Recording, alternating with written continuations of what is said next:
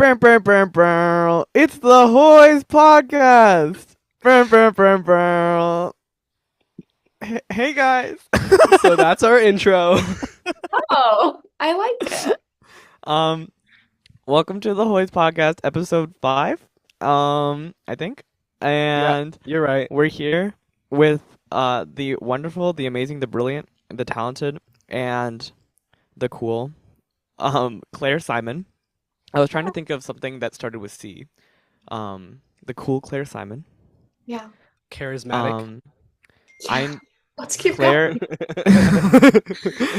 Me and Wesley went to high school we went to middle school with Claire. We knew Claire throughout high school because she did not leave DC. But she is now at Harvard University. You might have heard of it. I don't know. It's a little bit lesser known nowadays, but and she's studying political science, I think. And sorry. Yeah, technically, I am either going to do government or social studies, but they're both like under the guise of political science. Yes. And I think that I became friends with Claire the most during quarantine when we played Minecraft together like almost every day. We should. We need to do that. We do need There to was do a that. there was a Minecraft SMP. Oh, my roommate's coming in at the perfect time. We should bring that back over when we're break. Oh shoot, I forgot to text my roommate about this episode. I'm supposed to remind him. Oh. Uh, Hey, Dylan. sorry listeners, I gotta get this done. But now Claire spends most of her time, I think, doing Gen Z for Change. Do you want to talk about that, Claire? Yeah, definitely not most of my time since I started college because shit is Most busy. of your free time. Free in Yeah, quotation marks. yeah. Um, Gen Z for Change is a nonprofit I've worked at since the beginning of sophomore year of high school. So like 3 years now, which is kind of crazy. Which is basically just like it's like evolved over the time I've worked there, but it's basically like digital tools for civic engagement, like getting young people to do shit and like thinking of like creative ways to get people involved, either through like creating tools or social media campaigns. And yeah, we do a lot of different stuff. I mostly work on like our comms, press, and then like also elections. So a little relevant right now. But yeah. Nice. Is there And anything that Gen Z for Change is like currently working on that you're Um, focused on right now? so there's this thing on November 5th. I don't know if you know.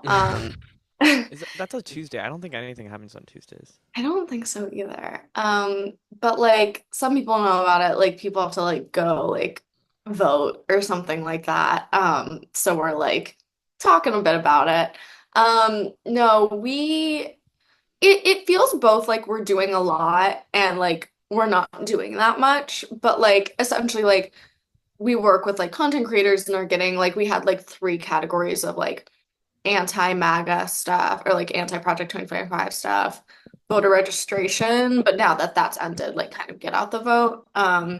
And then our super cool digital person made a tool with Ballot Ready that lets people research their ballot. And so we were trying to talk about that. And then like share some other resources, but like it's not like we're not doing anything super, super crazy, but just kind of like what we can. Okay, I want to ask you a question about Project 2025 that's been bugging me. Are you Okay. ready? Yeah. Once the wider public knew about Project 2025, I'd say about like a week later, and Joe Biden was still the Democratic nominee. There was like a New York Times article or a Washington Post article, I think, that was like Project 2025 is hurting the Trump campaign. And then like literally like a couple hours later, Trump tweets, I know nothing about Project 2025." And he's been saying that like repeatedly over like campaign like in all of his rallies and the debates stuff like that. He's like, I literally have nothing to do with this. And like whether or not that's true, it honestly I think that he does have something to do with Project 2025. But is it like, do you think it's really like I see so many ads from the Democratic Party that is like, yo, you can't vote for Trump. He supports Project 2025, and then Trump's like, I literally have nothing to do with it. Like, is it really that effective for Democrats to like like caring about Project 2025 when Trump can easily just say I have nothing to do with it? You know what I mean? Yeah, I I think that the reason why people are focusing on it is because, like, I mean, first of all, there's some like seriously crazy shit on there. And like, no matter what Trump is saying, like, a lot of people could acknowledge, even people who support him, that like he does lie. And the links to the authors who wrote it to him is like pretty obvious. And so it's like a lot of crazy shit in there that I think like a lot of pretty unpopular shit in there, which is I think why Trump is focusing so much time on distancing himself from it is because they did this whole thing, whoever it was. And it's like, all this stuff was like crazy. Like, getting rid of the Department of Education, like defunding like Oh weather yeah. schools and stuff like I could go on and I won't. I think that like in terms of like how effective it is, I think like Democrats really have sunk messaging into it. And I think because so much of Joe Biden's campaign when he was running earlier this summer was kind of just like, I'm not Trump, and that's like kind of the only thing about me worth voting for, which was kind of the vibe at the time. Hmm. Um, I think like that had a big impact and it's like obviously carried over into the Harris campaign. One of the things about it though is it's like it's funny because it's like they never actually get all that shit done, but it's like you don't know which shit they would get done. And I think like that kind of makes Yeah. people weird. Like it definitely and Project 2025 isn't all that different from the RNC platform and Trump's 46 platform, which I think is important to note. Like people don't talk about like Trump's like 46 platform or the RNC platform that much, and they just talk about Project 2025 because it's like the most extreme. But they're not like so different from each other when you really go and look Right. at them. And so A it's lot of the all stuff that are on those platforms are also in Project 2025. yeah, maybe like they probably like trimmed out some of like the extra crazy shit that like, either they want to Yeah. do and really want to conceal or just like are never going to do and are thought they'd get hyped for and realized it was unpopular. But I think it's like it's the same way that like because like this two-party polarized system, like everyone's just campaigning against the other person more than they're campaigning for themselves. And so like I'm not That's so surprised true. by it, but it's like Project 2025 in specific, I don't think is crazy different from what they do want to do. Although there's some stuff in there that I just don't think would ever actually get done. It's Right. also worth noting that a lot of the people who authored the Project 2025 handbook were people who worked under the Trump administration in various roles.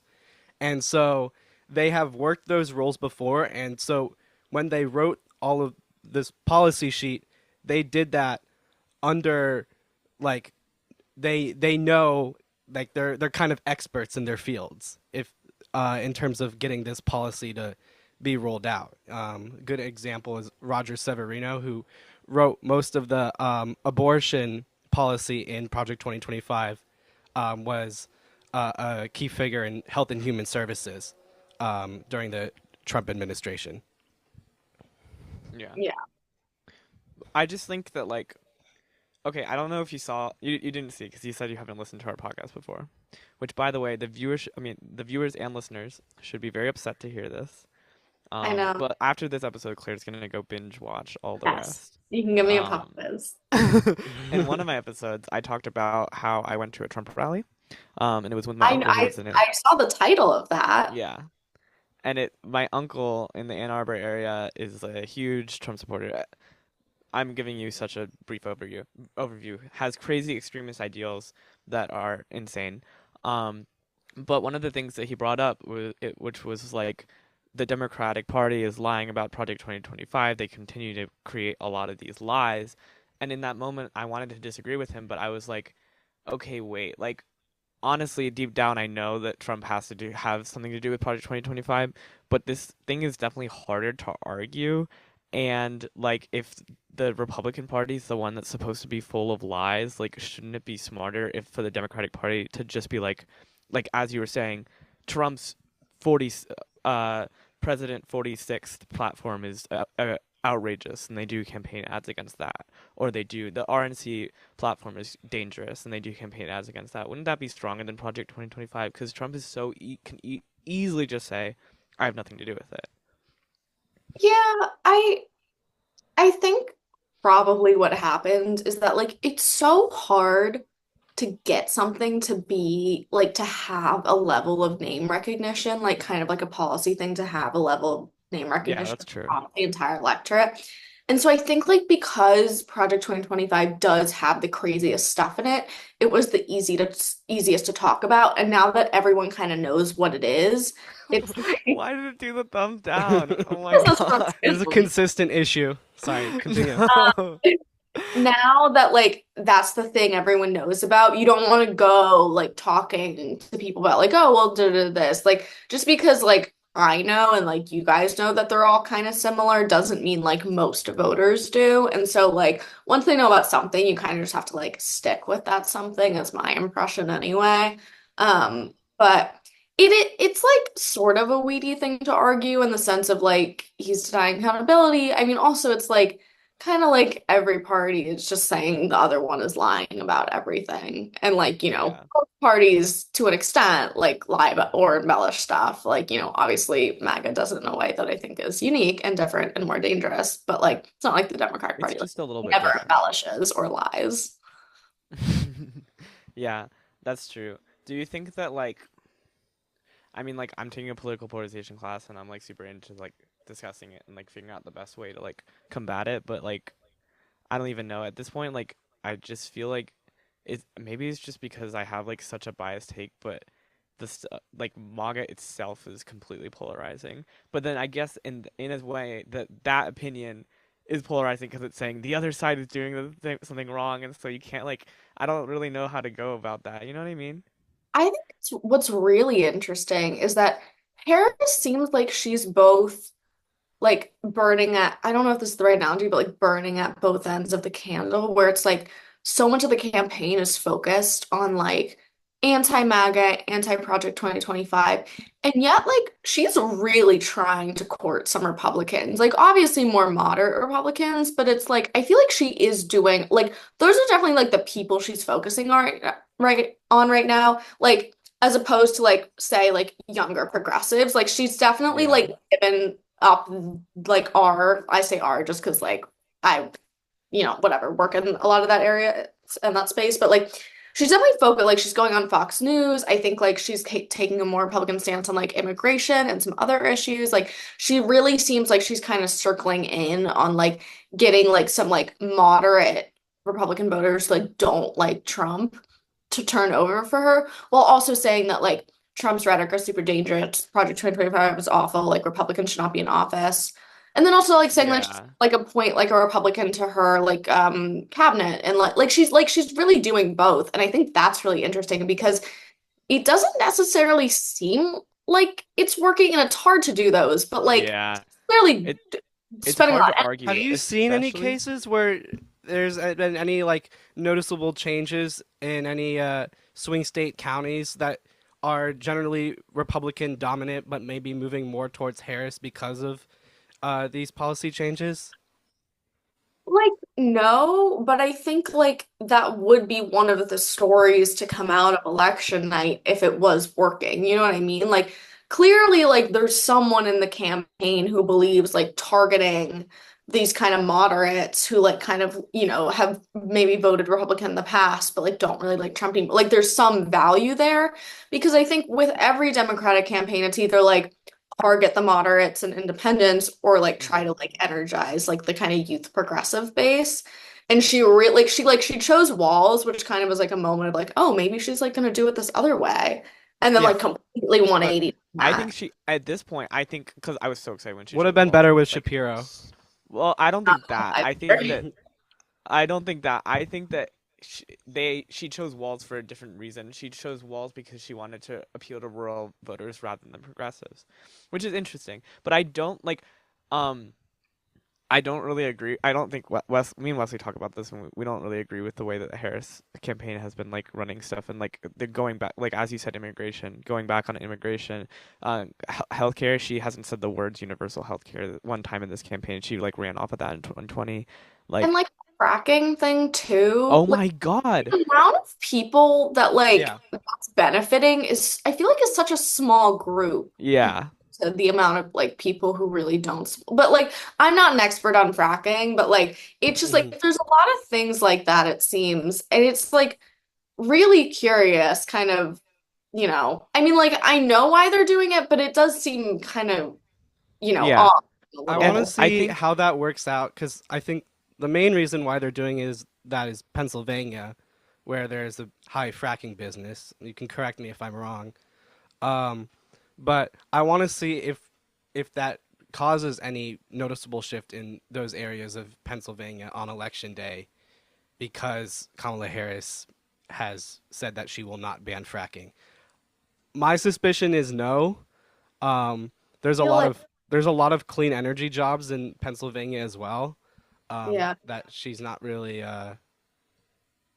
mobilizing I those think people at all. I, I think what's interesting is that like what we even learned in like AP Gov, Wesley, and I think you probably took a class similar to Claire. It's like most politicians are have to always appeal to the moderate because that's the moderates because those are the undecided voters. But I really don't think that's the case in this election. I don't think the undecided voters are in the middle, like or not in the middle, moderates, because I feel like there's more of a voter base that's either just like unhappy with both politicians because they feel like they've seen both of them and they haven't really given much to them, or there's a lot of progressives who are really like uh di are not disinterested in voting for Harris.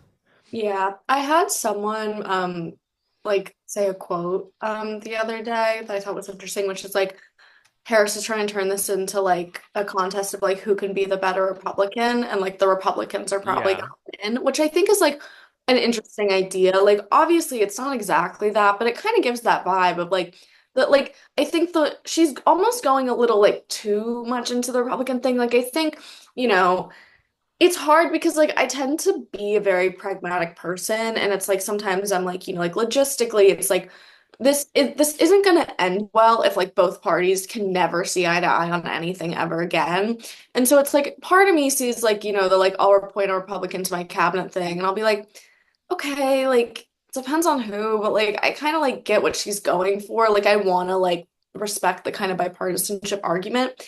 And at the same time, I'm like, well, no, like we're spending all this time talking about how dangerous Republicans are. Like low-key, like there's not like I was trying to think of like a cabinet position that like is kind of not important. And it's like you can like shit on like HUDs or something like that, but like they're all kind of important. And like if you appoint someone, like they're gonna have a big impact. And so it's like, we're spending so much time like villainizing both parties. It's like kind of it's hard to really do both at once. And I ultimately think that it's like she's kind of leaning away from the Democratic base a little bit, and especially abandoning progressives. And it's both this thing where it's like, if young people aren't appointed or if young people aren't important enough to be the demographic or progressives like to be the demographic that she's prioritizing the election, the Mhm. story after election day, if she loses, cannot also be like young people didn't turn out and that's why she I lost. know. I agree. Also, this is a little bit off topic. It's on the topic, but it's a different. Basically, I saw a New York Times comment that was really like honestly like the best New York Times comment I've ever Luther, seen. don't listen, don't read the New York Times comments. Well, this was a good comment, and it basically said Okay. that if what was happening in the Middle East right now, if what was the tens of thousands of people dying in Gaza was happening, and Trump was president, and nothing changed, like if Trump was president, and everything that Biden's doing right now as president, Trump was doing, people would be more upset what was happening in the Middle East. And I was like, I think Yeah. that's true It because like happened. people That's what are like, happened with like the Black Lives Matter movement. It was that was a big unifying point for yeah, Biden under in 2020 was the BLM movement. A lot of people there saw maybe Biden as a an opponent to Trump that could end police brutality, which is not what has happened. What do you If mean yeah, by anything, police and spending has police gone up. brutality? I thought Sorry, I what did thought you say?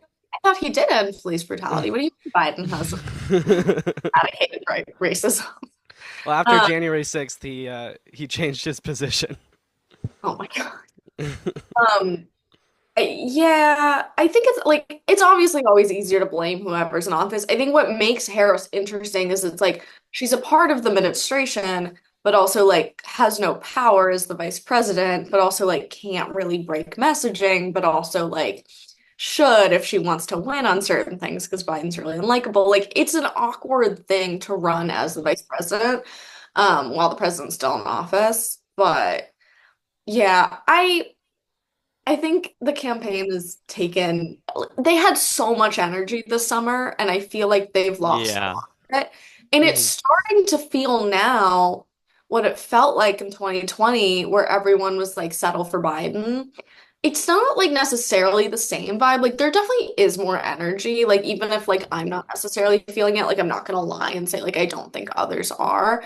But it's definitely not what like the Harris, Brat Summer, Harris Walls, Biden just dropped out, like oh my Hmm. God, like Yeah. July to August period, Harris like that's gone. Harris ruined Brat Summer, and I'm not afraid Oh to my say it. I'm not Yeah. afraid to say it. I went to a debate watch party here with the college dems, and they had everyone have get these "I'm so Kamala" like green posters, and I hated them, and they made me cringe so hard. Anyways, I think There's I have a friend who works at a college Democrats at a different school, and I posted on my close friends. I don't remember exactly what I a said, but screenshot of me. something something about how they Democrats need to stop doing brat summer, and then he replied to me and he said, "I have been telling people this for months now." Um, I thought that was funny. Another thing he said, which I think Luther briefly brought up, is and this is a true trend where it happened in 2016. Um, if Kamala Harris doesn't win, she's very likely, and the rest of the Democratic Party is very likely going to blame it on progressives like me and you. For even though I think all of us are going to be voting for Kamala Harris I on election day, um, they're gonna blame it on the undecided voters for hating democracy. They're gonna blame it on Jill Stein, and they're not gonna self-reflect. And that's my thing, and like something I've really been struggling with. And it's like I post sort of on TikTok now, and I like get like a lot of shit every time I post about it, even though like I've definitely said stuff on my page where it's like I am voting for Harris or something like that. Like there's evidence on there, but it's like anytime like criticizing Harris for something like that, it's like they're like, you want Trump to win and like it's gonna be your fault and like blah blah blah.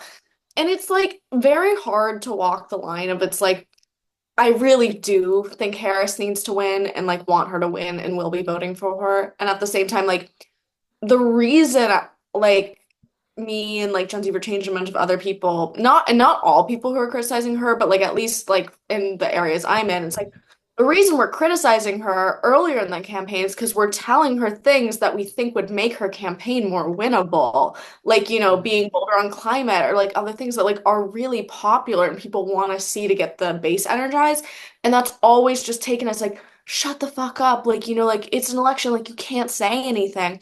And so I Yeah. actually posted a video that was like, okay, to anyone saying that right now, like, and today's video was like, okay, hey, that's not the point of what we're saying, but to anyone like saying that right now, lame duck period, when that comes up, like, that better be your time to shine when Biden's just sitting around and can do stuff with no election prospects, like, ever on Mhm. his horizon again. Not that, like, it depends on, like, what he'll actually do, but he could definitely do something in lame duck period. But just, like, people I get didn't really, see any of those people rallying around Stop Willow and things like yeah, that when yeah. they came up. People just get really it's a hard line to walk because it's like, you know, now that we're kind of out of the era where she's really going to change a lot about the campaign, it is, I think, like less meaningful to criticize her, and yet like there's a lot to criticize, and like if like because it's so obvious that she chose to kind of go after this moderate Republican base instead of progressives, and then, but still people will blame us. No one would be blaming the moderates if she had gone the progressive route and lost. Like if she had like embraced, like if she said like, okay, like let's ban fracking, universal health care, like da da da, all these things. Like Loki, a lot of things from her 2019 campaign or her 2020 campaign. And then all these like moderates and people didn't vote for her. Like no one would be blaming them for not voting for her. It's like young people are supposed to like know better. Um, Yeah. Yeah. I think a point that my mom made that I think is really interesting is like during the Vietnam War, the Democrats like blamed the Vietnam War protests for why they lost to a Republican. They were like, "You guys are going. This is the best government we could have had for the Vietnam War." And like, but nowadays, like people reflect on the Vietnam War, and I'd say most even moderate Democrats would be like, "Yeah, that was not good. Like what the U.S. did was not good in that situation." And she said she compares that to today with like Gaza, where it's like people right now are like, "Oh, you can't blame Harris or Biden for what's happening in Gaza because they're the only option we have." But in in like the best thing that could happen, like the reason why people are blaming them is because for them to win, they have to like change their policy. Like this is part of a democracy for the politicians to reflect the will of the people. And if the will of the people are saying like, "Hey, what you're doing in Gaza is fucked up," like then they should be able to change their policy. That's how a democracy should work. And so it's not the people's fault for not voting for them or not liking them or not like saying all these amazing things about them. It's their fault for not curating their policy for their voter base. It's like kind of the same thing I was saying where it's just like you can't expect like young people to like you can't just set up this double standard where it's like, if she abandons progressive policies, like then it's like our fault for not voting for her. Because it's like, like I am voting for her and I do want her to win, but it's like that's true for like parts of every demographic of voters where it's like you don't have guaranteed votes. You have to campaign and like, be strategic about it. That's the whole point of running a campaign. And it's like, you know, I'm not saying there isn't a risk in like going a more progressive route. Like no one's really done it before because there's always this understanding of like it'll never work and so no one does it and then like, sometimes they scrape by, sometimes it doesn't work. I think like Clinton versus Biden, although there were a lot more things in both of those campaigns going on at the time. But it's just like you do have to be responsible for some votes. You can't just say like you're like you have to you can bank on the whole youth demographic. There's a whole thing coming out right now too about like how like young men are going to go like crazy pro-Trump and like Yeah. that's a whole other thing, not for the progressive angle, but just like in general. And that's why I I think really, like dividing youth and progressive is important. at some point, it's I think it's a big epidemic on college campuses where a lot of men are moving more to the right, and I don't think there's enough people looking at that right now, and so I want to kind of that should be something we should talk about sometime in a later episode, Luther. But do you Find a think? young man. What'd you Sorry? say? Find a young man and bring him on the You podcast. find a young man. I'm I trying to get can't a find any conservative on anywhere. for an episode before election day. I don't know if it's gonna work out, um, but we'll see. There's plenty Um, of roaming around here if you want one. There are. there Yeah. are. Okay, I want to talk to you about that. I want to. Let's We see. should Do you talk have about like a final Harvard a little point? bit. Because I want to. Yeah, I want to talk about Harvard. Because Is there anything that you think Kamala Harris can do in the next 14 days that could rally a lot of voters that she's lost, or do you think it's too late? Except for just getting people to go out on election it's not day. The that people dire, Wesley. It's like still like 50-50. Like why are you Michigan saying it just like it's flipped over? red on Okay, polling. it flipped. It not on 538 actually. It's No, 0.2 I think it up. did. No, it's 0.2 Democrat on 538. So it's a landslide victory for her, basically. basically. No, this is a side note, and then I'll answer the question. But no one's talking about how, like, the House, like, at least when you look on 538, could not be more 50-50. Like, they're saying it's going to be like 218 seats to 217, and like all of like Oh my God.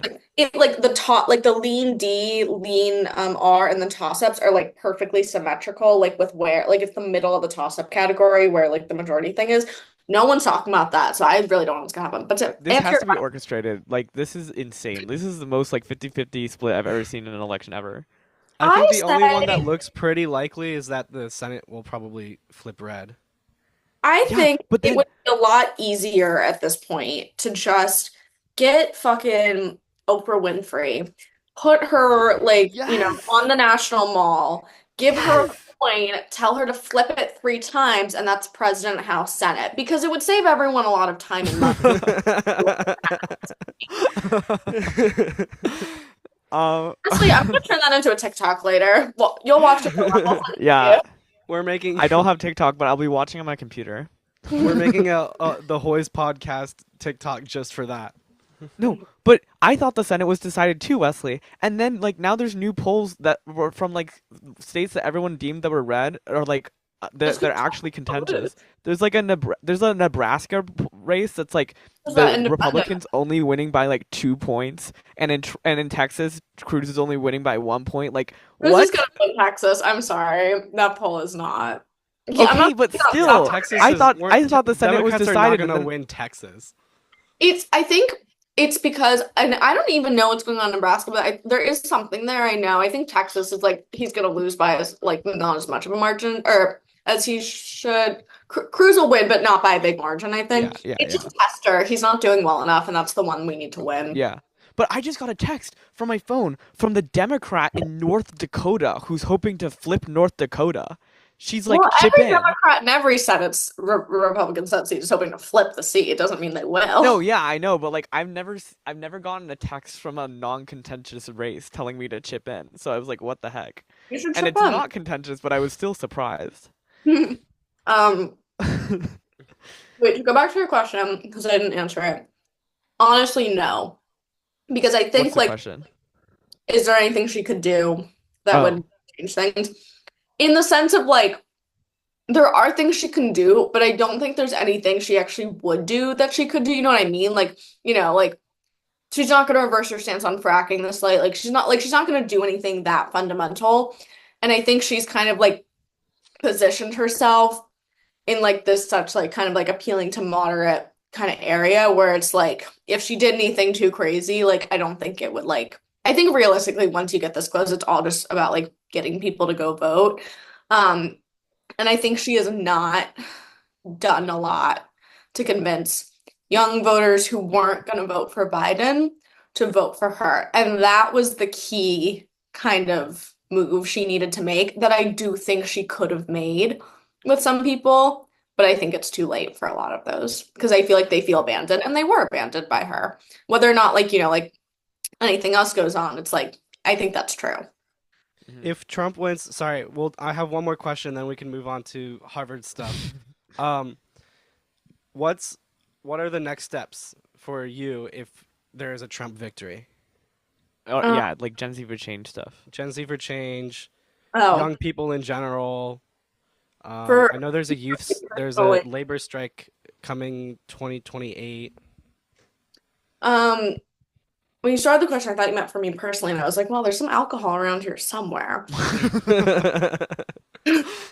But Gen Z for Change, we're working it out.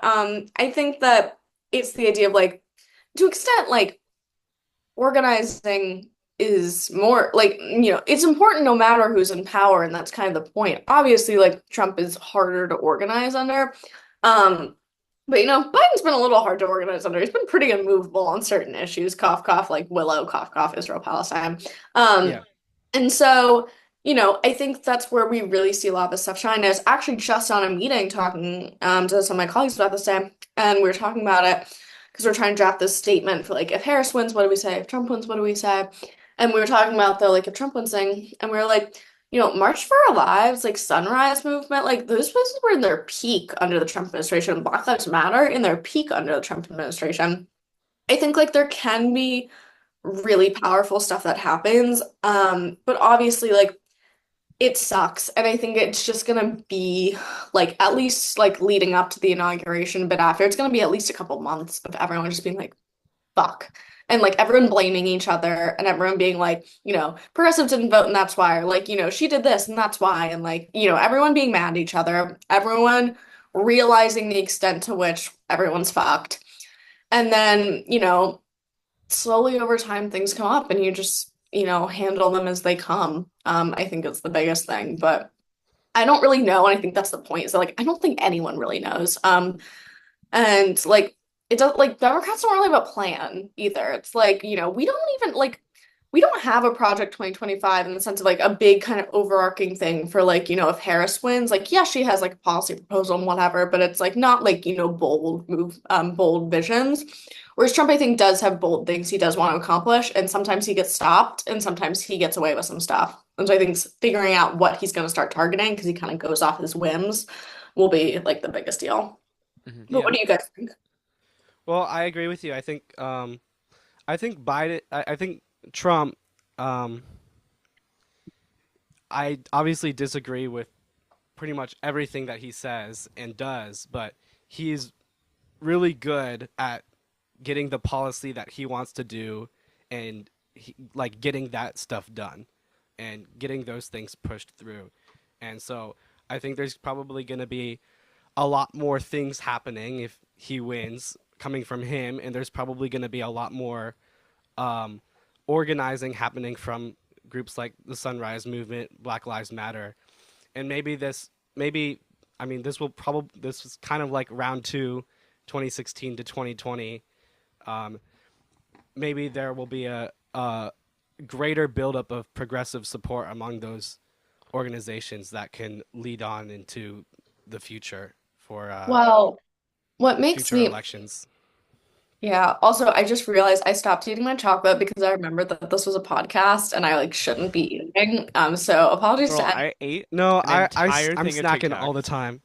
Oh, okay. I want to get through Anyway. these Cheetos because I know I'm never gonna like get through it if I'm not doing it right now. Okay, never mind. Then I'm Yeah, cool. you're But okay. and this is like such like a like on my like scale of like how concerned I am, like it's pretty low on there in comparison to other things. But I do think, one issue with Trump winning is that it's like everyone's like, okay, guys, Trump won in 2016. Fuck, like get through 4 years. Okay, Joe Biden, like the whitest, oldest, I know. blandest It man. still didn't. That's our Like, candidate, and we're gonna settle for him. But you know what? He's a bridge candidate. 2024, we're gonna have this amazing, like what like thank you to the youth people who got Biden elected. Like that's the 8-year plan here, and we almost didn't get it, and then we almost did, and then and then so we're gonna restart that. Where if Trump wins in 2028, like it is gonna be like Biden, but like whiter and maybe a little younger. Here, someone like that. no, And we're you just gonna see, you're. restart I that think you're right. cycle. I don't think like. I think it's an interesting point to make that like these movements were stronger under Trump because Luther. like people. I'm not What? saying they're necessarily stronger. They just There you had go. peak performance under the Yeah, Trump. they're just yeah, people like I feel like people were so like genuinely disliked Trump so much that these movements like Sunrise Movement stuff like that were stronger. Um like I just had more people involved and more people paying attention. But it still didn't like the outcome still was not like a progressive Democrat nominee. In fact, I think like Joe Biden was like literally one of my least favorite people back then. I mean, I was 4 years younger, but like yeah. Anyways, I have more questions to ask you about Gen Z for Change, but let's do like a Harvard interlude sort of Okay. thing, and I can ask them at the end. So, Okay. how's Harvard? Um, I mean, on like just how is starting college scale in like the sense that I just happen to be here, I think like pretty good. I feel like I did like a pre-orientation here, so it was almost kind of like a week of like summer camp where it was like a pretty like tight schedule. It was like about like community service just around the Boston area. And I think that helped me transition a lot. I think, like I started classes, started everything. I feel like some of the people I've talked to, like that we know, Luther, also had like an experience like this where it was like I like feel like I transitioned very easily because I was ready to go to college. And it's been like the midterms, kind of like these past couple like days or weeks where I've been like having a little bit of a tougher time. Yeah, Yeah. Like I'm with you ultimately there. like doing good. Like I wasn't like I think some people had a much harder adjustment, like living on their own or like whatever else than like other people. I also am really lucky. There's like a lot of different freshman housing setups here, but I'm in a two-room double. So basically I have a roommate in our What? room and then I have a room to Oh myself. wow, Oh my that's God. really It's been nice. really clutch for taking meetings or like just having my own space. Like I am someone who needs to recharge a lot, and I honestly think like that's one of the reasons I was able to transition okay. But like I'm sure you guys can relate. Like, I want to hear how like each of your experiences is. Like, it's hard. Like, I miss Yeah. my parents. Most people I know, I feel like, have like either gone home or seen their parents or something like that. I'm lucky because my two sisters live nearby, and so I've seen both of them. I think that's the reason I've like been okay not going home or seeing my parents. But it's like a big transition, and I feel like I'm only now like realizing like this is like the next like 4 years of my life. Like I don't live at home anymore. Yeah, I had an oh Yeah. shit moment yesterday when I was just like, holy Yeah. shit, I've been in college for like 2 months. I didn't even realize. It Kind of. flies by. It Like I think flies we can all by. agree to that. It You literally were, like I always said this before the podcast, like when we were on call. It's October 21st. Like, are you Don't serious? say Like that. I've I been don't even at have this a university Halloween for two costume. months. I My don't have an Halloween my oh Like, costume. I shit need. what was Does I anyone have a Halloween costume recommendation?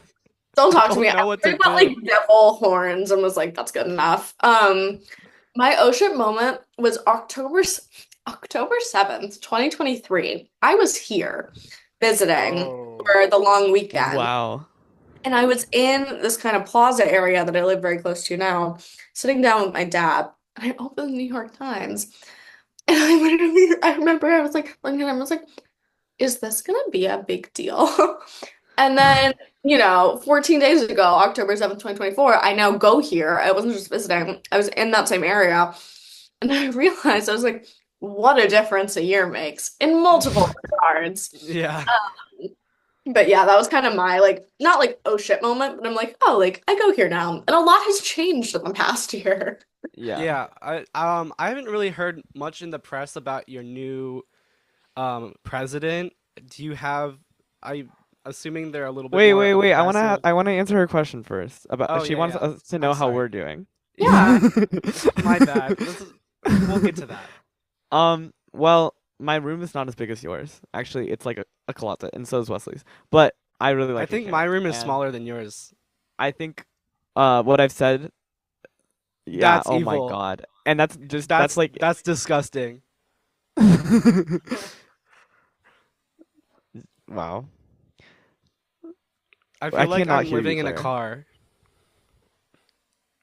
I Wait. sorry, I realized I muted him. I was saying, yeah, it's a little messy right now, but it is a lot of space. And I have a really big window. I So also have a big window. That is the good thing, is that I actually have like a 5 panel window that curves around. It's actually insane. Like it's I genuinely have crazy. I'm on the 11th floor, which is like it has a really good view of the lake, which is nice. I can't show it to you right now because the daylight is gone, but at least I have that. at least Um, I think the quality of education here and I don't know, just like general campus atmosphere is better than my high school, but I do like a lot miss like so many people from DC, and that's like kind of hard.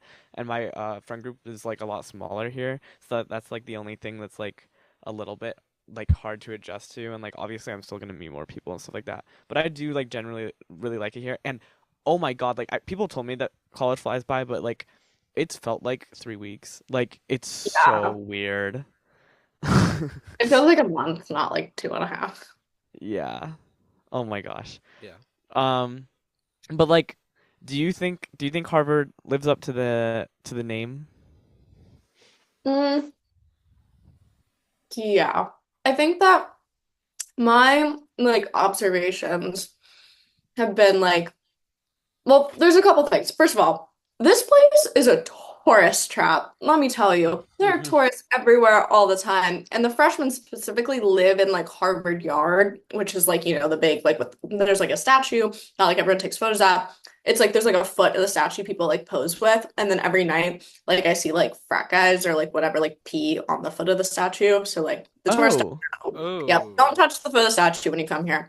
But like, starting at like 8 a.m. till like 4 p.m. Like there's just like hordes of tourists all around all the time. Which I think like serves as like a definite like reminder of like where I am. I also think that like I just noticed like and stuff like the amount of like wealth around here is crazy. Like not only like some students like just have like enormous amounts of wealth just like on their own, but also in the sense of like any of like the library or like resource things where it's like log in through your institution, like they literally always have an option for Harvard, which is like really, really cool. So just like whenever I'm doing research for something and I'm like trying to access like an online whatever, like can normally get into it, which is helpful. But yeah, I feel like I mostly just like there are things that are imperfect about it, and I think like people complain about certain things a lot, and I think like obviously there are issues, especially tied to like how much money this place has and like how they're using it and like leadership and certain decisions. But ultimately, like I feel incredibly privileged to go here, and like there are so many like resources and opportunities that I think are, if not unique, like just super cool to have.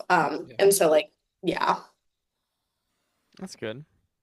Yeah, I like okay, I have a story about how wealthy people here are. I'm sure that it's like definitely like more of a thing at Harvard, but it was like kind of a culture shock for me to realize how like extremely rich University of Michigan students are, a lot of them. I really hope that these people are not watching the podcast. There's like a 0.1% chance that they are, but I'm really sorry. I'll keep you guys anonymous. I was talking to these two girls. I think I told Leslie this story. But I Oh was yeah, talking to you these two did. girls. I like barely know them, and we're sitting and they're both in my international studies class, and we're studying for a midterm, I'm studying for midterm. They see me in the library. They're like, "Oh my God, we should study together. We're also studying." And I was like, "Oh yeah, sure." And we just start talking, and the first girl's like, "Yeah, guys, I'm 2 steps away from Elon Musk," and we were like, "Oh no way! What the hell? That's so weird." She was like, "Yeah, it's so weird because like my dad's a liberal, but like he knows Elon Musk." I was like, "Okay, whatever." And then the second girl, she's like, "Okay, wait." And then she looks around the room, and then she gets really quiet. She says, "Okay, I can't tell anyone this, um, but I tell everyone this anyway, so it's whatever. But I babysat Mark Zuckerberg's kids over the summer." And I was like, what the fuck? What? Who am I surrounded by? And I just met you, girl. Like, it One was insane. We might have to of bleep the this like out, Luther. Kennedy We kids. might we might have to cut this one out, but like, oh my God, I just had to say it. It was insane. One of the Kennedy kids goes to Brown, I know, and it's like Ooh. their seminar. There has to be Uh, someone famous at Harvard right now, right? yeah, I think Conan O'Brien's kid goes here and is in our grade. Mm, Also do you guys watch Fresh Off the Boat? no. It's like a TV show. I just was seeing that TikTok, and an actor from that is in our grade. There are definitely like other people. Yeah. Um, I guess I don't know. Have Will you guys seen Ferrell the was on our. NYU Barron Trump memes? Yeah. Yeah. I've been Oh, The talking really? like, to our friend who goes to NYU and I've been trying to get her to like get a selfie with him. To have low you success. really? Yeah. That's so Will Ferrell funny. was on our campus today. It Oh. sparked a little controversy because everyone was trying to like get a picture with him, and he was like on a college tour with his kid. Mm. Aw. And so like I feel like that's like really mean. Like you should just let him have his like his family time. Yeah. You shouldn't like distract him. Wait, that's But like sweet though. Barstool Badger posted like reels of him like walking down State Street. I was like, this is disrespectful, guys. Um, Like that's I don't know. Like I feel like there's a line there's that a lot should be of crossed there. there's a lot of famous speakers that come here. Like I think Breyer's coming soon. Katanya Brown Jackson was here once or twice, but also her daughter goes here. Oh, Um, that's like famous. yeah. So like there's like maybe not as much like students that I know. I'm sure there are some, especially like also like low-key famous people that like I just don't know. But like definitely in terms of like people on campus, like there's all these guest talks and whatever that I feel like have people coming in now. Especially like mid-tier politicians, the IOP loves them. There's probably a lot of kids of like famous people who like to keep it on the DL. I think Yeah. that's more of it. And Claire, you're famous yourself with your TikTok, so I would describe it that way, but I appreciate it. how many follow I don't have TikTok. I'm so sorry. But like I know like I don't even know like mid-year this year. When did you start your TikTok? Last year or something? Like once you I started, you like blew up within days with like a couple of videos. I started in May of 2023 because I posted a video about the debt ceiling crisis. I Yeah. randomly got like 400K views. And then I kind of was like making videos a little after that. And then I stopped. And then recently I started up again. And so I had like 2K followers. And then my very, very nice, very TikTok famous friend Victoria made a video telling people to go follow me, which is super sweet of her. And that got me up to like 6.5K, which is where I stand. Whoa.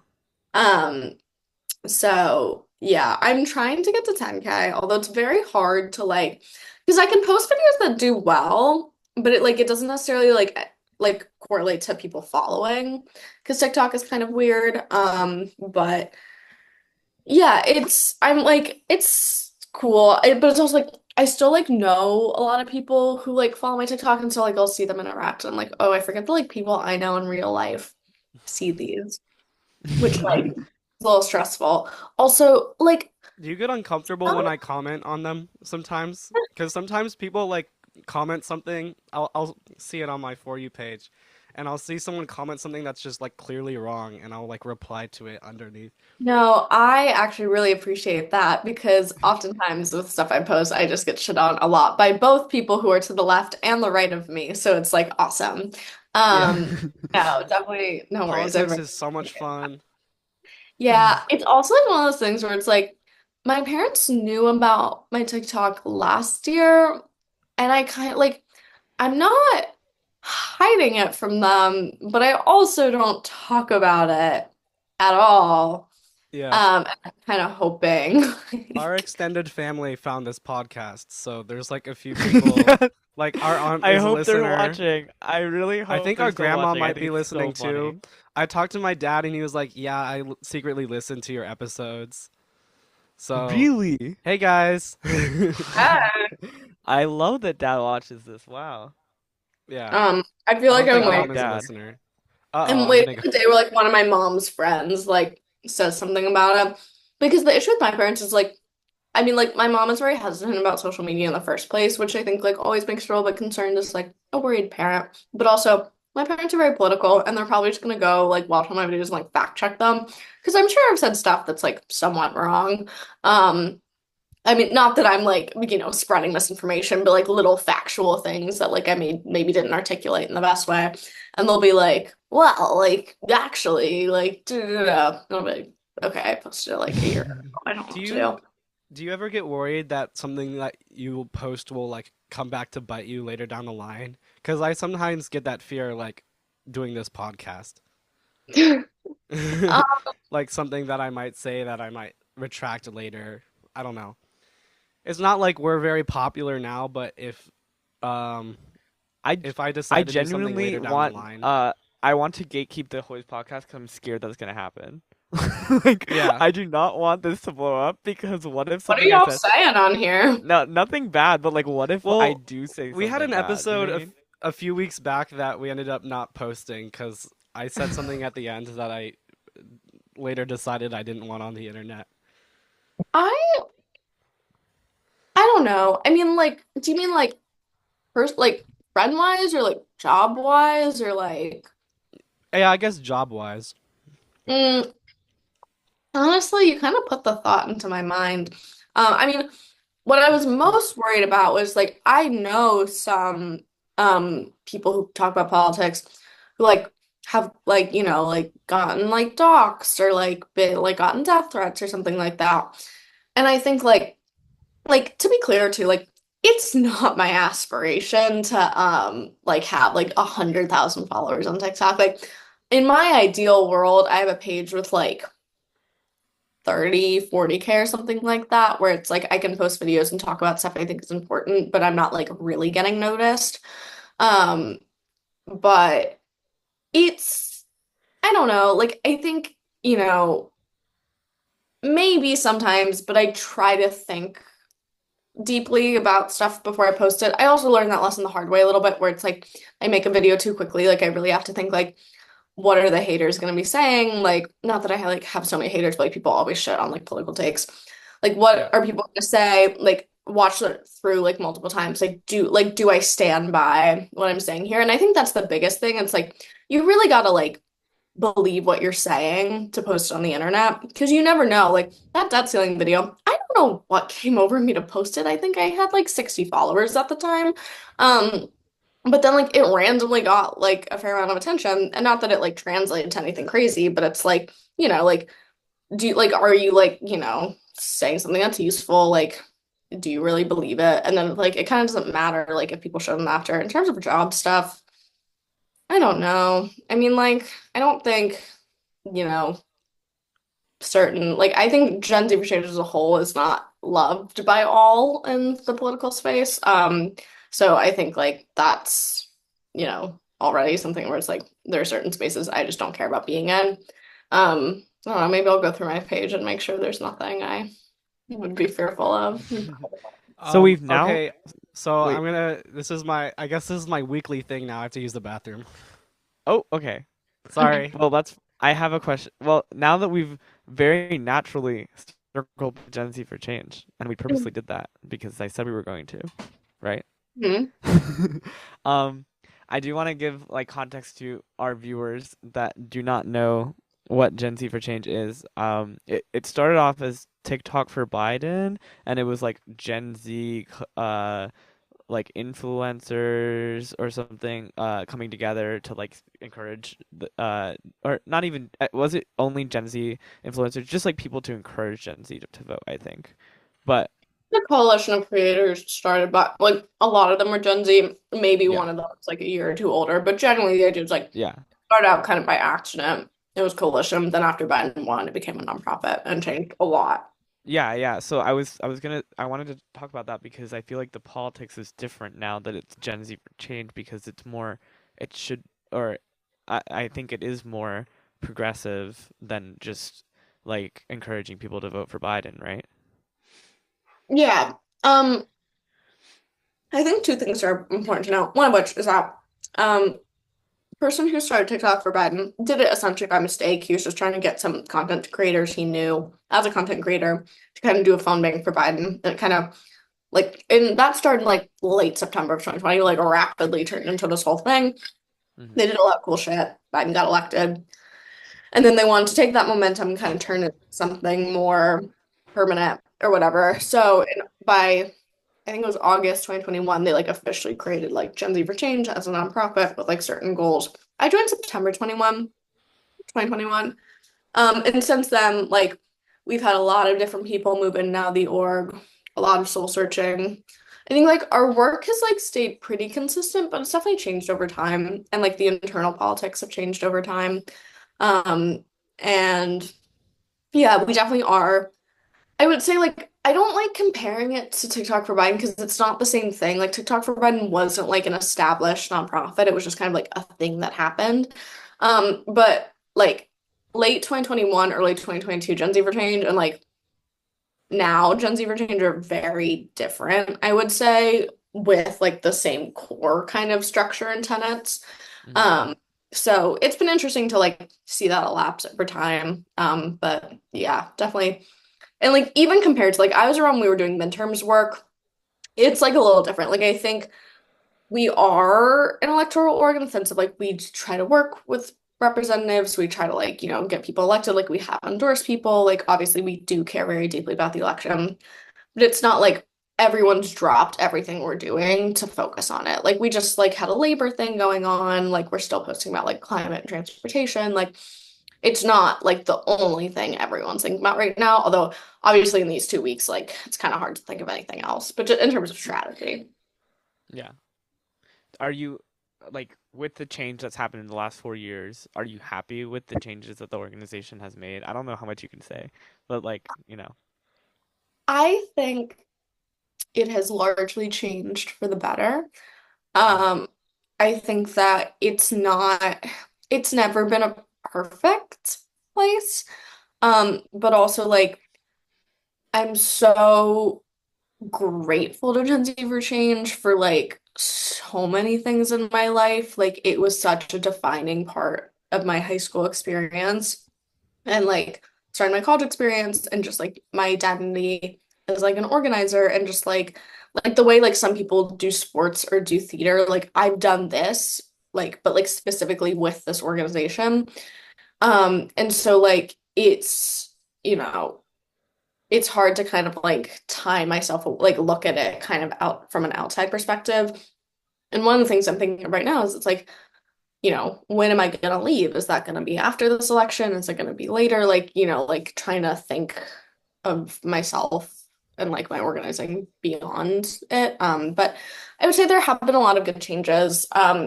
And for the most part, like I've always really kind of respected the mission, and I definitely wouldn't have stayed as long as I have if like anything had changed in a way that like I really disagreed with.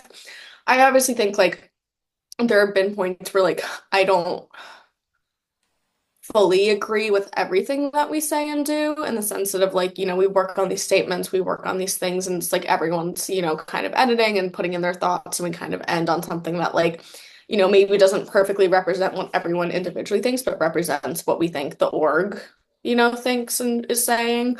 But yeah, I mean, it's been a really good place, and I think that it's definitely in a better place now than it was a couple years ago. Yeah. You're good Um, at answering questions. I am impressed there. this is so I have a tougher question. Um, and we Leslie, I can think cut you're this quiet out. again. Really?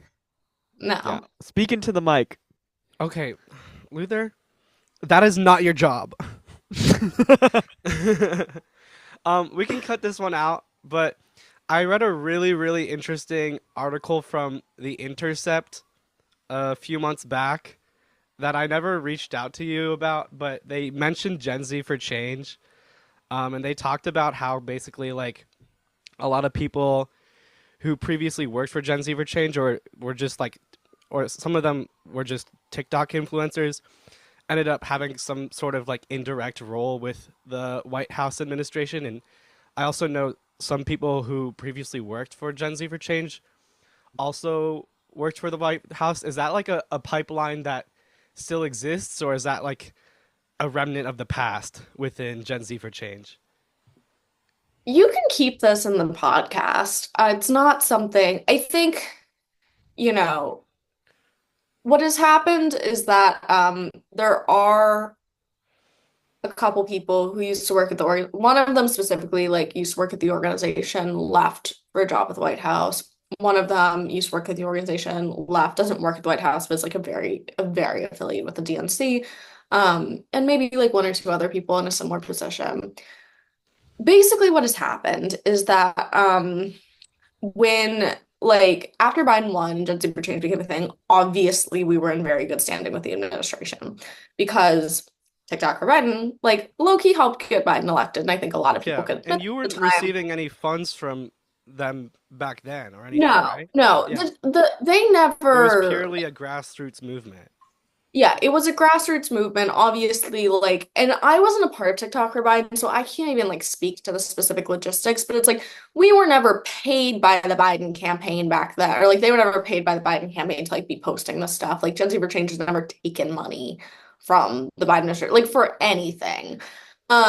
But when Gen Z for Change was created, like obviously, like we were in good standing with the administration because like the election just been won. Like we still knew people like from the campaign who like, whatever, like things were vibing. And then, you know, over time, I think that relationship weakened. So it's like I think a lot of people think of you know, it was around like after 2022, I think was kind of the moment where like the relationship started to not be so great. And so it's like I went to the White House three times between September and December of 2022. One of them, I don't know how I got invited to it, honestly, because no one else from the org did. It was like some concert with Elton John. I took my mom. It was really fun. Have no idea how I got the invite. One of them was just like a holiday touring thing that like Gen Z for Change happened to get some invites to. And one of them was the Respect for Marriage Act signing. And some Yeah, other members, not me, went to the signing of the Inflation Reduction Act. And so and then we were like some of the people had like been briefed about like the Ukraine thing, like like we like knew each other and like would do stuff together sometimes to like help talk about stuff. And then it was really Stop Willow that kind of deteriorated that relationship because ultimately like we had leadership changes and like we had people filter like we were hiring a lot of people over the course of time that I think were more and more progressive, which were influencing like some, dynamics in the org, but also like Gen Z for Change was not founded to be like a White House darling organization of just like kids who would like want to ask Kiss Biden all the time. Like we had like that like we were using digital tools to do civic engagement. Civic engagement does involve like speaking truth to power. Like that was always the case. And so like it's not our fault that the Biden administration like was doing some shitty things sometimes and we were calling them out on it. Like that just, happened. Stop Willow obviously was I think the thing that truly deteriorated the relationship, followed by when our executive director stood up to the press secretary at the Yeah. event in July of 2023. People said that was scripted. It wasn't. I was That there. would be a really I can weird thing to attest. script. People were like shitting on there. They were like, "This was orchestrated." Like, because like everything changed and like the White Okay. House had been in cahoots in the past. I can tell you here, it wasn't orchestrated. They were pissed. Can you The give some more org. context to people like me So who don't know what this is? yeah, and Um, also how did she get invited is another question. So there was like a youth summit thing hosted by another youth organization who is in very good standing with the White House. That was kind of just like a conference thing, like meeting other young people. We like were invited at the time just to like mingle with other people, talk about our work. Like it was just like a chill like youth like thing. And I think maybe someone from the org was a speaker for it or something like that, or like on a panel or something like that. They happened to have the press secretary as a speaker. Like they had like House people speaking, they had like the press secretary speaking, they had like other youth people speaking. Like it was just like a youth conference. Like I don't know how else to describe it, run by this other youth organization that was like really chill with the White House. And it was at that because we were there that at least our executive director stood up. And like you So it can see. wasn't a regular press conference. No, it was Okay. something she was giving a speech at. And she got to a climate part, and a climate activist in our organization basically interrupted her, and it like went kind of viral. And people, some, not everyone, obviously, but like some people were being like, "Ah, that was staged." It wasn't. In fact, the hosting organization was pissed at us. The White House was pissed at us, and the hosting organization. It was a whole thing, very dramatic. And obviously, like, we don't get invitations to the White House anymore. Like, they don't like us very much. Yeah. And we have done like Stop Willow, stuff for Gaza. Like, we speak truth to the White House and like try to get people to, try to get people to state what public opinion is and yada yada yada. Um, and so I'm sorry, I forget what the original question was, to be honest. But anyway, something about the White House and No, you're WJ. this was It's good. evolved over time. And it's not because like it was always like it was a relationship that happened to start off good and I think produced some good work. Oh, it was about the people. Yes, the people.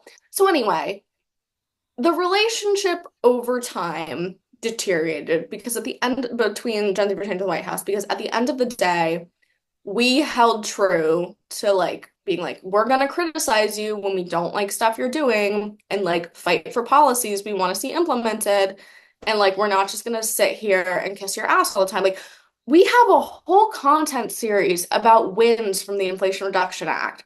We went to the signing for the Inflation Reduction Act when they still liked us. Like, we had also asked and like, campaigned to get more climate policy in the Inflation Reduction Act. Like all of those things existed at once. And the IRA wins series is like something that's still ongoing, I think, to this day on our TikTok page. So it's like multiple things that exist at once and people hate nuance. But overall, like the relationship was not great because they prefer people who like just like to kiss ass mostly.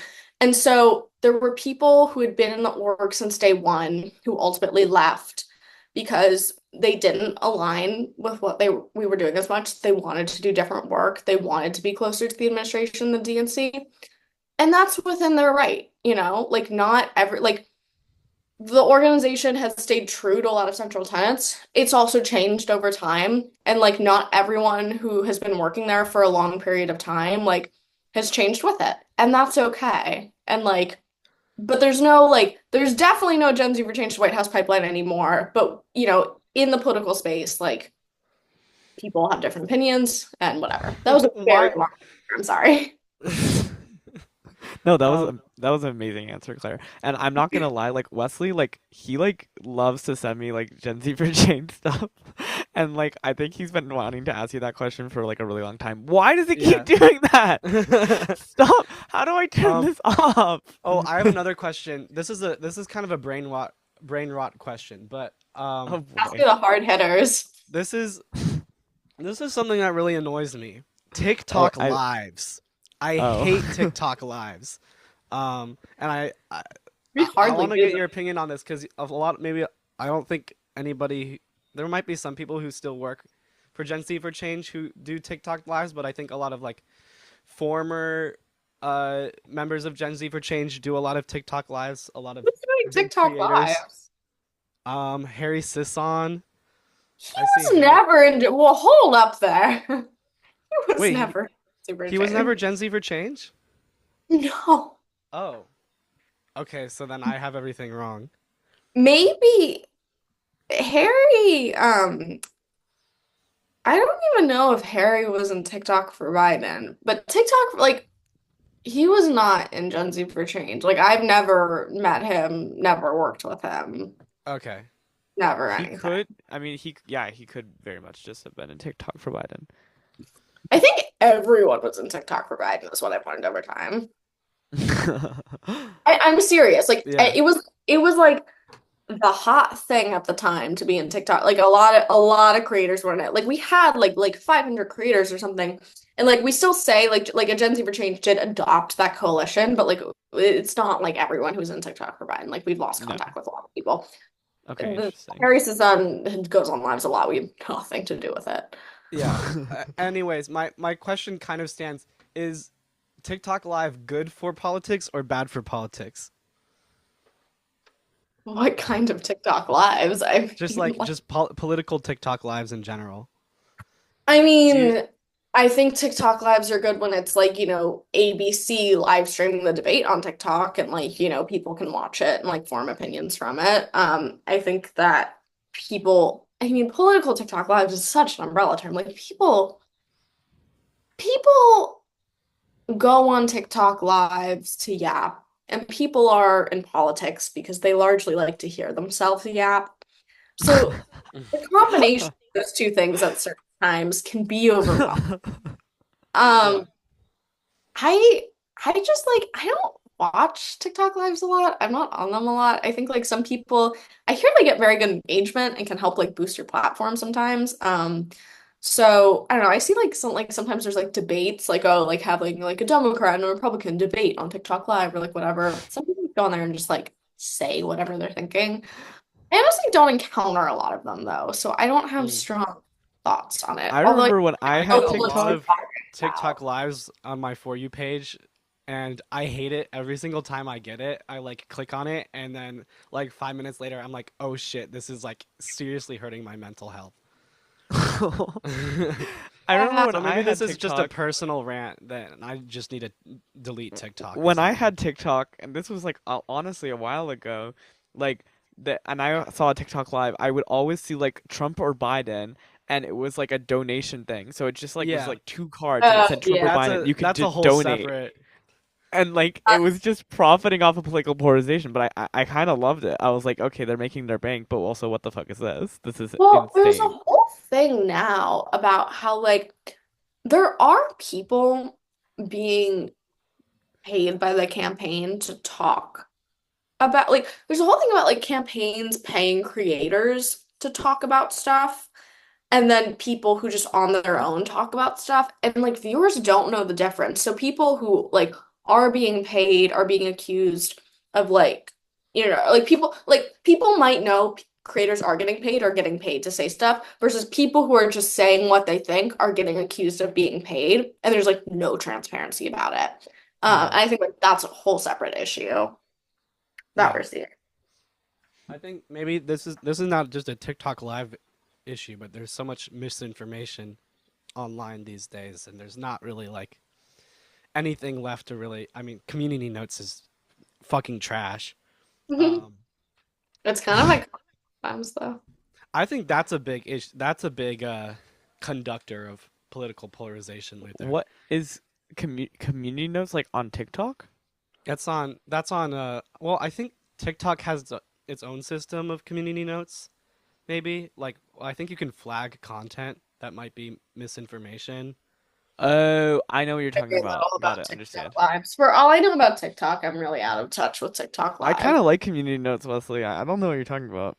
Well, the issue with it is instead of deleting stuff that is like actually false now, they just keep it up and then let a community note happen like 2 days later when the post no longer has any like engagement. Because Mm. Okay, like fair. 24 hours is like the peak time for a tweet, and then after that it slowly gets less engagement, and that period afterwards is usually when a community note gets posted. And also community notes are increasingly being used to like kind of like meme around or just like do To me, something silly.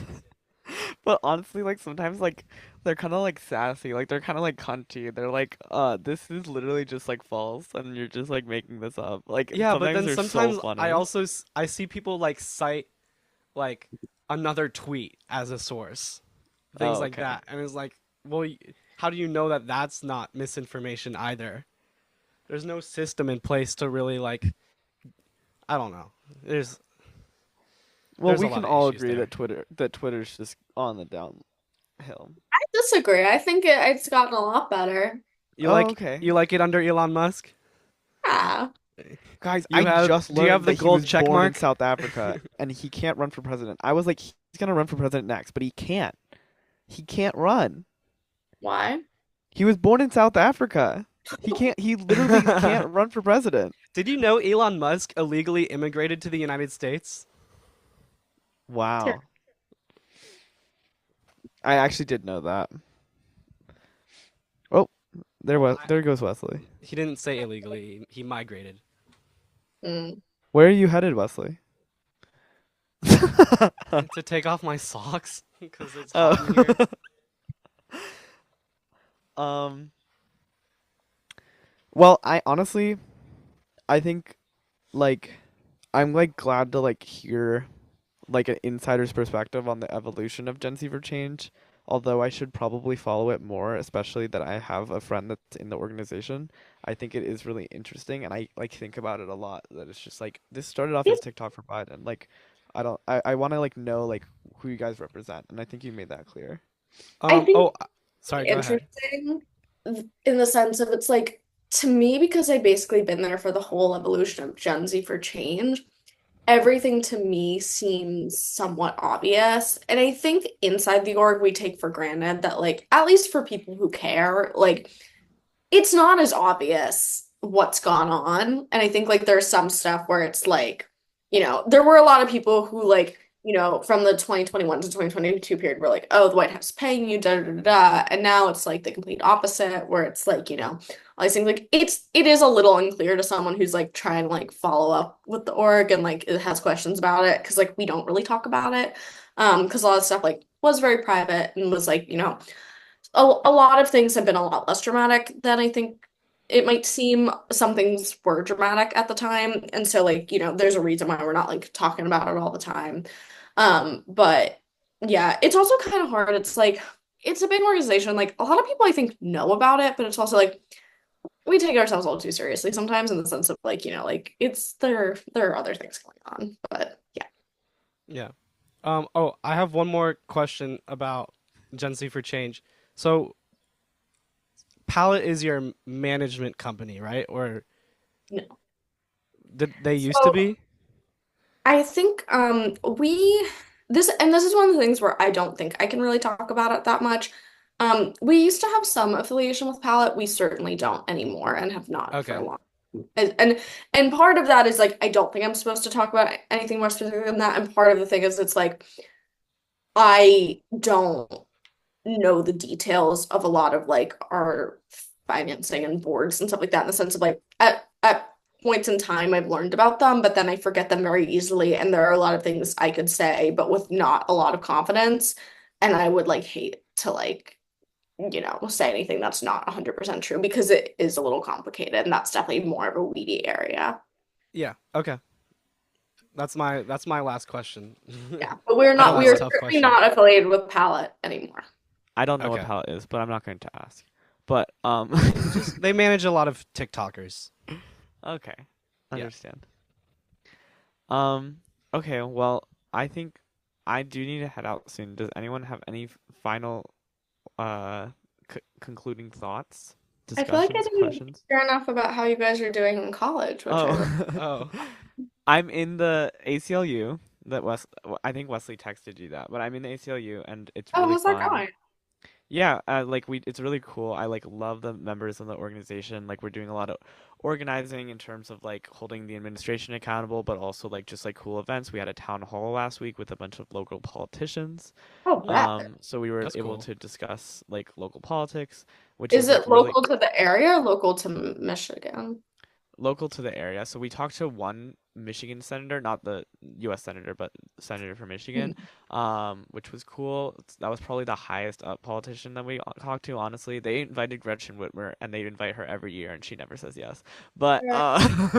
they One invite day. over like 400 politicians. Like they try really hard, but usually it's really local stuff. Like there was like the water commissioner for for the county. Like Well, that was probably as these specific as are it those are got. interesting roles though, It because is those interesting. people So I are was like like, really like working hard. yeah, and like honestly, there was there's a really contentious school board race going on, and they didn't have anyone for the school board there, and instead there was this like sad guy that like sat and watched the entire like town hall, and then at the end canvassed for himself, like handed up flyers for himself because he's running for school board, and afterwards he was like, "You guys should have had me on the panel," and then they were like, "Yeah, we should have. We're really sorry." I felt bad for him, Oh. but like it's stuff like that. Like I think they're super cool and like are able to organize and also like I mean the ACLU itself is like a nonpartisan organization, which is interesting because like it's about free speech for everyone. But I think that like the people in the ACLU at my campus are not like afraid to like speak out against the ACLU of Michigan or the ACLU of a whole, which is kind of the whole point. It's good that they're able to speak out. Mhm. And like they still Oh. affiliate themselves with a lot of like progressive policy and stuff like that. Although the organization itself has to remain nonpartisan, but I still think it's a really interesting approach to things, and I like love it so much. And then I'm also in Michigan Ballroom, um, Yeah, you and told we me. do, and I found a partner, and that was really fun. It was also really scary, but I've been getting better at dancing. I don't think that I'm a dancer yet. I would not say that I'm good enough. But I am going to competition in like a month, so I have to get ready for that. Oh But my God, wait, I'm gonna yeah, come. I've never done ballroom before. This is so weird, but I really, ain't- I told myself this. I told everyone this that I wanted to go into college and surprise myself. I did not want to sign up for predictable clubs, kind of like the ACLU. Like that's not like that is like pretty obvious for me to join, but like Michigan Ballroom is not. Um, and I'm also on the podcast section for the Michigan Daily, which is the school newspaper, and I'm working on a podcast right now for them. I'm gonna interview a professor, so once that's out, we can link it in the description of this video. Oh Oh, my this is God. news. I didn't even know about this. I'm Yeah, I'm well, you doing the didn't know I was newspaper doing here this, but too. sorry. I'm doing the newspaper here too. Oh, awesome. Oh, Talk nice. about places that take themselves very Oh seriously. my God. Oh Oh, my I God. bet. They take themselves really serious. And they also said that I have to remain nonpartisan online, so I hope they don't find out about this podcast. Oh. Because I don't know what will happen. I think I'm sorry, go ahead. no, you go. I'm doing op-eds for, or not op-eds, but opinion articles for the Daily Cardinal. So I have a little bit more leniency when it comes to like being I should have talked to you nonpartisan about this one, online. Wesley. I think it's gonna be fine. I don't think that they're gonna find out. But yeah, we'll see. We'll see. Like I had because I'm doing news, like reporting, and it was like Hmm. they haven't like they didn't say like, oh, you can't join if like anything like this, but it was like I couldn't cover a story about like Harvard for Harris going canvassing, just like reporting on it. Because I was like, oh, like I work for an org that endorsed Harris. Does that matter? And they were like, they didn't quite answer if it did, but they were like, I'll Hmm. just throw you on another story. And I was like, okay. But like Yeah. COS, conflicts of interest, like they're pretty like far reaching. It's kind of like It's very similar to the can you wear white to a wedding question, where it's like if you have to ask, normally the answer is no. Um, Yeah. you guys know about that? No, yeah, of course. About Okay, wearing yeah. white to a wedding? Yeah, well, everyone like always has these dresses where it's like, like maybe Yeah. there's like one like white star on it, and they're like, does this like is this okay? And it's like if you have to ask, normally everyone's just like, don't do it. It's the same thing here. It's like even if you think you could have a vague COI, it's like, don't do it. Yeah. Yeah. Glad y'all Well, are doing. so I started out doing news for the Cardinal, and maybe I'll get in trouble for saying this publicly, but um, basically, I didn't know any of their policies. They didn't tell me any of their policies when I started doing articles for them, and so I published. Uh, what was the article even about? Um, I did some news article. I'll remember it later. But then I decided to pick up or pitch an opinion piece to do the week after. And Mhm. they realized that I, like, after I had written the piece, that I had done news, like, the week before. And so there was, like, some gray area there. Um, and so now I have to do, like, exclusively opinions for the rest of the semester. I Oh, can't do any news. Um, if they kick me on which opinion, it's a little cry. annoying, but it's okay. I mean, I have a lot of thoughts right now, and there's a lot to think about, so it's not Well, that was terrible. my issue. Is like I was like, oh, like joining ed could be fun, but it's like I don't have opinions right now, at least like about the school. One of you was gonna ask about Garber, I feel like, and I don't even know. Like, I mean, like I have thoughts about Garber, but like I like not thoughts I would like feel comfortable like writing about. Not that I think Yeah, they let her write about that stuff. I have more solid opinions on our chancellor because basically after the encampment here last year, they implemented a bunch of policies that basically make it impossible to protest anywhere on campus, which is crazy because Basically we're the a same public thing. school. We're like federally required to allow free speech on campus, but they were basically like, I think the rules are like you can't be uh 25 feet close to any academic building, and you can't do it on any fields on campus, which There was basically means nowhere on campus. They had a whole thing when we got here about like no chalk, no protest, no signs, no whatever. Da, da, da. Like I think people did like a study in the library where they were literally studying and had like signs on their laptops. Like they got like banned from the library for 2 weeks and like their Yeah, IDs were I heard taken. about And that. the professors What? just did the same thing. The law school just did the same thing. And they also like wrote down the ID names of people. I don't know if they're gonna do anything about the professors because like that's kind of different or shouldn't be, but is, but whatever. But yeah, it's they we got here and they were like, no chalk. And we were like, dude, what the fuck? Yeah, That's it's crazy insane. that they can do that as a. Jesus Christ. Sorry, my camera fell. Don't use the Lord's name in vain. There's I'm also a a thing about how, like, Unitarian.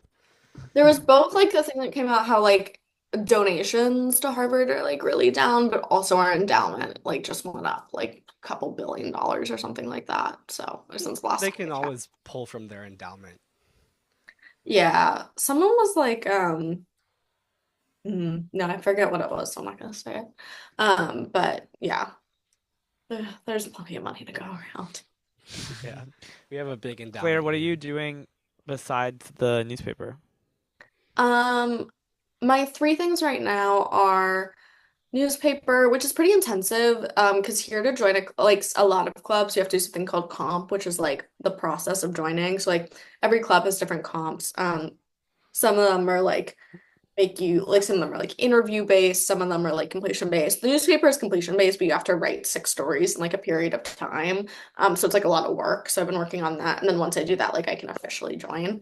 So I've done like three of those. I'm starting tomorrow, thing called civics, which is teaching civic education to fifth graders at a nearby school, which I'm Ooh. about.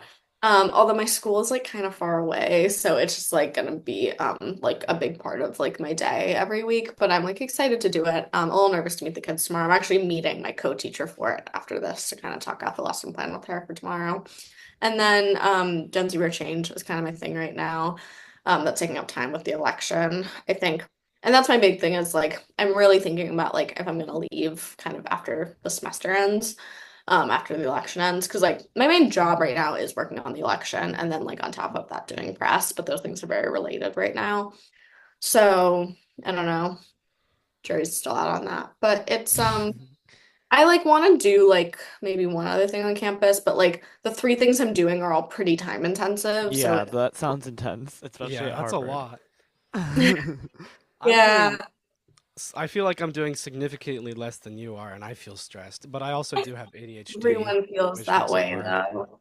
Like I feel Yeah. like everyone's always like, "Oh wow, they're doing a lot." Like I don't like it like I feel like I'm not even doing that much compared to some other people, but I think it's really hard to quantify because some things just like it's not about the number of things you're doing, it's about how much time it takes and also how much time like other stuff takes. Like, I know some people who like take a math class in a new building that's like all the way across the river, like a 20-minute walk. Like that's like things take a lot of time for different people depending on different schedules. Like I feel like that was a big adjustment, realizing it's like you're not in high school anymore where like everyone was like kind of in the same realm of stuff like that. Like I have no class on Fridays, but like no time to do anything on Wednesdays, where some people I know like only have like two morning classes every single day and then like are free. Like everyone's just Yeah, very different.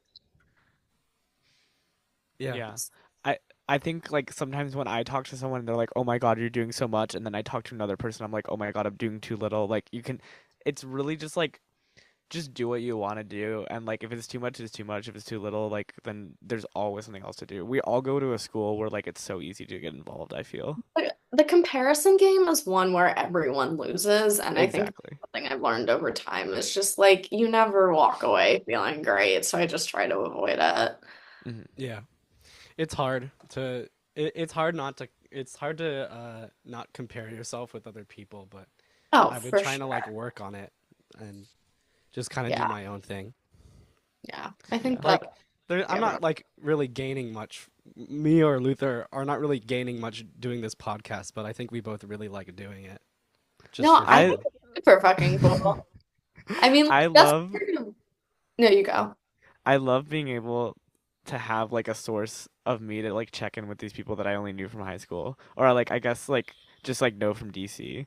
Like I don't know. I just like it's really cool and I'm doing this completely for fun and like not for like I feel like at the university sometimes I feel like I'm doing a club or something to like make a connection, but this is a part where I can just like relax and realize that I just like want to talk to people sometimes.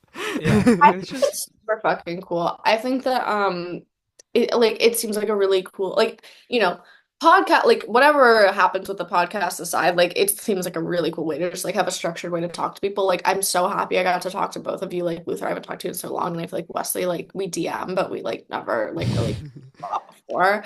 Yeah. Um and like it's a really great way to connect with people. I'm so happy I got to do this today. And yeah, I feel like I need something like that where it's just like structured time to just do something not like I also kind of came in and was like I want to do something that's not related to politics or whatever. And it's like I kind of did that with the newspaper, but not really because that's still like a pretty serious thing that like Hmm. is like it's not like I'm like chilling over there. And so like looking for that outlet I think is something I'm still doing. But I very Jo much like podcast. Join Harvard Ballroom. Yeah.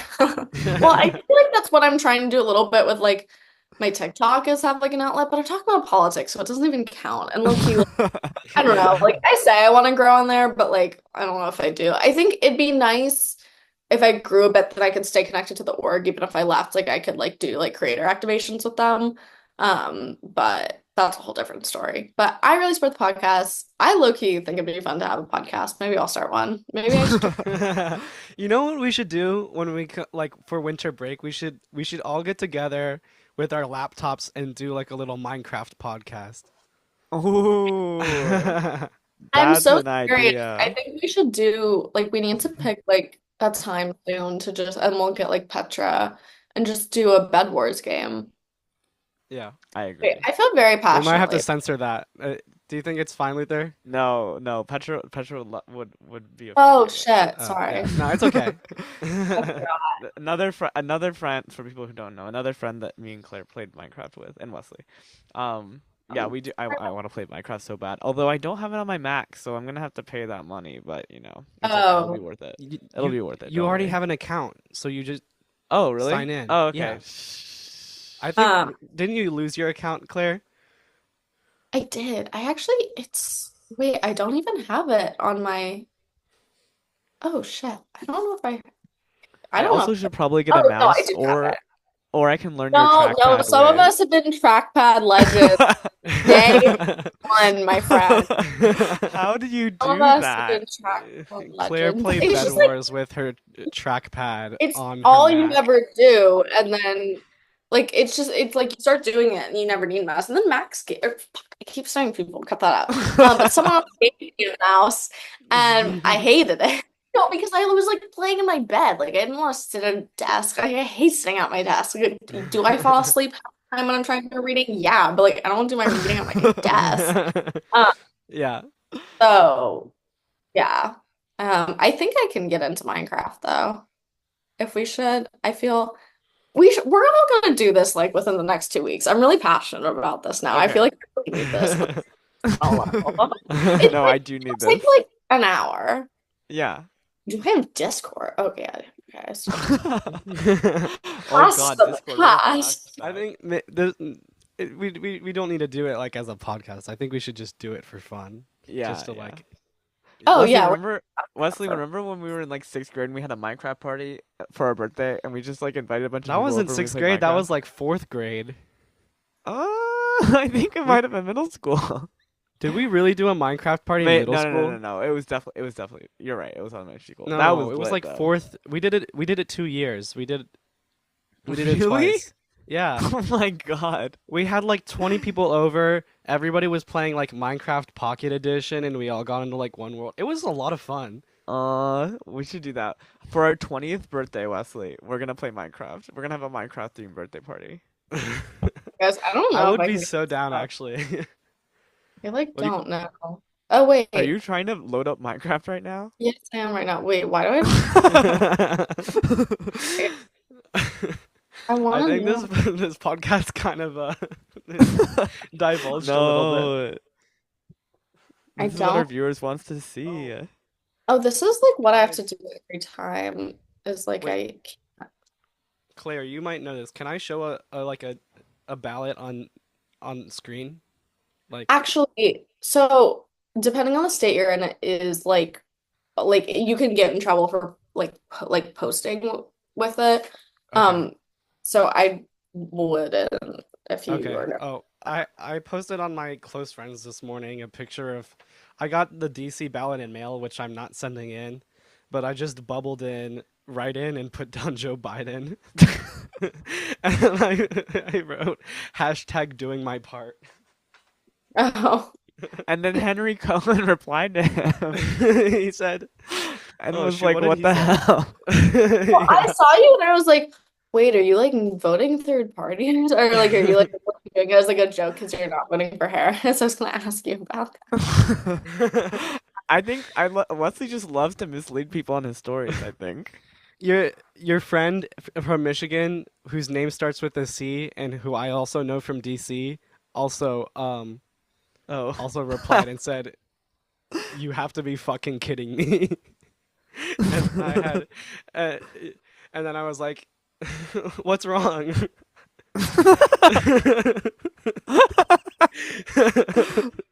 I'm trying Wesley, you so just hard love not to making people mad for no reason. I love trolling people on my close friends. It's like my favorite pastime.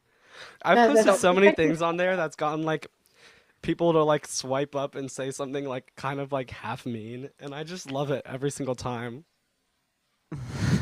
I just tried so hard to log I'd be such a good right winger because I Wait. just like rage bait people all the time.